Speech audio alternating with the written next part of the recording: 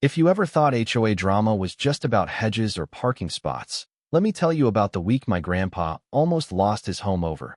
Get this, 5 chickens. I swear, this whole story sounds made up until you see the squad cars lined up outside his little yellow house, neighbors with their noses pressed to the glass, and a war veteran clutching a rooster while the HOA president tries to have him thrown out. And all because someone decided that backyard chickens are the greatest threat to suburban America. See, my grandpa, Walter Thompson, he's 82, a Vietnam vet who survived more in his life than most folks could imagine. The chickens? They're his little platoon, each named Justice, Liberty, Freedom, Hope, and Peace, like they were feathered reminders of what he fought for. And me? Well, I'm Marcus, the new police chief in Silverstone, trying to keep the peace in a town where the biggest crime is usually a mailbox baseball incident or an overgrown lawn. But 3 days ago, I got 23 missed calls from Grandpa and 1 panicked text from my deputy, Rodriguez. Chief, urgent. Karen Mitchell is trying to evict your grandpa. My heart dropped. Karen, our freshly minted HOA president, had a personal vendetta against rule breakers, which basically meant anyone not bowing to her every whim.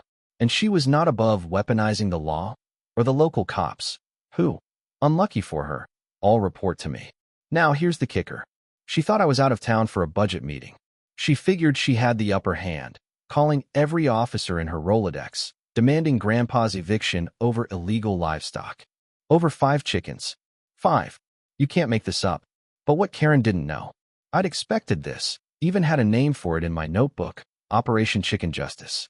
Yeah, laugh if you want, but I'd mapped out every dirty trick I figured she'd try, and Rodriguez was feeding me play-by-plays from the ground. Let me back up a sec. Karen didn't win the HOA presidency fair and square.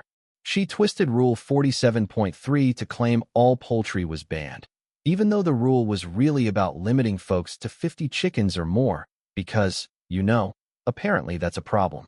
My grandpa? He's got 5, each with a story. And to him, their family, reminders of my grandma, who raised chickens before she passed.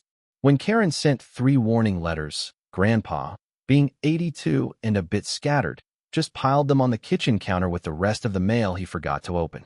But Karen wasn't just picking on Grandpa. David Wilson, the HOA accountant, quietly mentioned to me he'd noticed weird transactions ever since Karen started her campaign against the old folks. The city claimed they were powerless without evidence, so I had to gather my own. Was it crossing a line to use my badge to shield Grandpa? Maybe. But you try looking an old vet in the eye and telling him you're letting a bully run him off his land. Yeah, that wasn't going to happen. The day it all came to a head, Grandpa called, his voice shaky, background noise full of squawking chickens and shouting. Marcus, they're here. There's a lawyer, a bunch of people. They're taking the chickens. I sped down Highway 101 like my cruiser had wings. While the mayor droned on about public works, I slipped out the side door, barely remembering to grab my dress uniform. It was about to serve a very different purpose. By the time I got Rodriguez's next update, Karen's waving forged documents, threatening to seize the house, I was gripping the steering wheel hard enough my knuckles went white. I told Rodriguez to keep the body cameras rolling, to document every threat. The genius of Operation Chicken Justice was simple. Let Karen and her cronies hang themselves with their own words. Every lie, every fake legal code, every threat caught on camera. The neighborhood grapevine worked overtime. Susan Morrison, Grandpa's neighbor, caught everything on her phone. Her teachers, I'm missing nothing. When Karen shoved Grandpa, Susan's footage got it all, audio too. Karen hissed, hand over those chickens, or I'll have you out by the end of the week. You have no idea who you're dealing with. You know what I mean? She really thought she was queen of the cul-de-sac. But it wasn't just about chickens. Rodriguez reported men in suits, shady real estate types, circling like vultures. Turns out, Karen was working with Goldstone Realty, a company run by a guy I'd helped put behind bars for fraud. Their plan? Squeeze elderly residents out, snap up the houses cheap, and flip them. Grandpa just happened to be first on the hit list. And here's the twist, Rodriguez, with FBI blessing, had planted a wire weeks ago.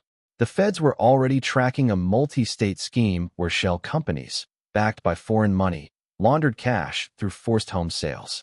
This quiet street was just the tip of a very nasty iceberg. While all this was bubbling, Karen staged her big showdown.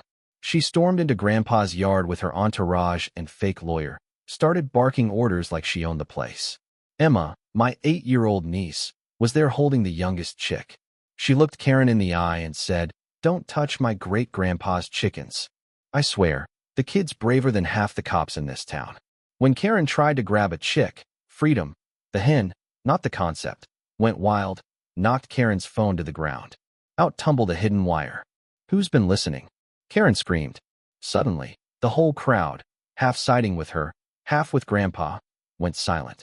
Rodriguez stepped in, played it cool, but every officer there knew we had all the evidence we'd ever need. Karen, getting desperate, dialed 911 herself. Rodriguez and Davis arrived in uniform, played their roles, acted like they might take Karen's side. "Ma'am, we'll need to review your documents."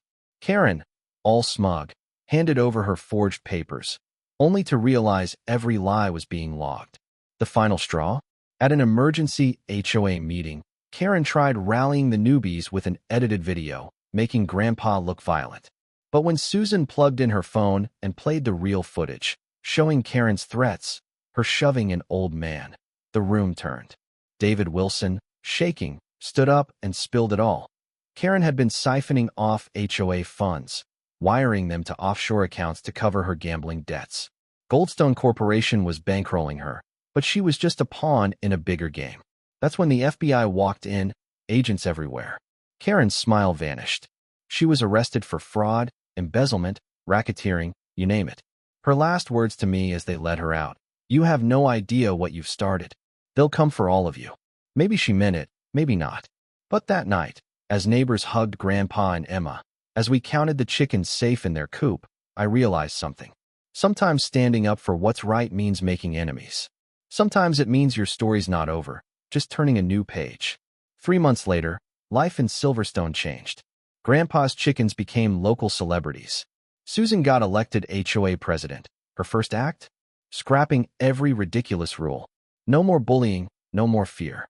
Kids learned about courage and community from Emma's videos. Justice for chickens, trending all over the country. And Karen? 8 years in federal prison, assigned, ironically, to the poultry unit. Rumor is, she finally learned to respect the pecking order. But let me ask you, do you think the little guy can really win against big money and corruption? Or was this just luck? Share your own stories of community drama, right or wrong, below. Hit like if you believe justice sometimes crows at dawn, and subscribe for the next wild chapter, because Silverstone's not done yet. What would you do if the rules turned against your family? Let's talk about it.